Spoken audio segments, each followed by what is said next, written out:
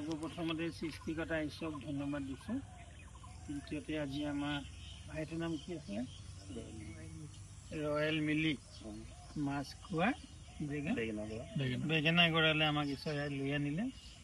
আৰু আমি ডাঙৰ এটা সাক্ষ্য আছে আমাৰ, যিহেতু বাইবেলত লিখাই আছে এয়া গীতমালা 113 অধ্যায় 9 পদ ন, যিজনে বাজি তিৰোতাক পৰিয়াল থকা কৰে আৰু সন্তান থকা সুখী মাতৃ কৰে, আমাৰ সেই ঈশ্বৰৰ জিহুৱা তুল্য কোন, তোমালোকে জিহুৱা প্ৰশংসা কৰা। এয়া দেখিছে আজি তাই কিমান বছৰ এইটো মাহেকীয়া হোৱা নাছিলে? 11 বছৰ ল'ৰাটো 11 বছৰ মাহেকীয়া বন্ধ হৈ থকাটো বন্ধ 11 বছৰ হৈছিল, বন্ধ হৈ আছিল। 11 বছৰ দিন তাই মাহেকীয়া বন্ধ হৈ আছিলে। কিন্তু তালৈ যোৱাৰ লগে লগে কেইদিন ফাষ্টিং দিলে?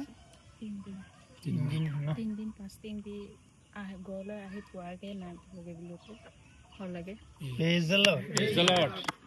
3 দিন ফাষ্টিং দি কিনে ঘৰত আহি নাপাওঁতেই মানে ৰাস্তাতে তাই অসুবিধা হ'ল ন। আৰু এতিয়া তাই গৰ্ভৱতী হৈ আছে।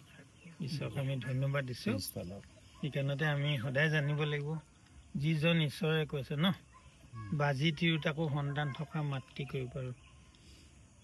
আৰু এনেকুৱা কিমান সাক্ষ্য আজি আমি দেখিবলৈ পাইছোঁ। সেইকাৰণে ঈশ্বৰে কৈছে, তোমালোকে মোক বিশ্বাস কৰা, প্ৰভু দিছে ন, মোকতো বিশ্বাস কৰা, ঈশ্বৰকো বিশ্বাস কৰা।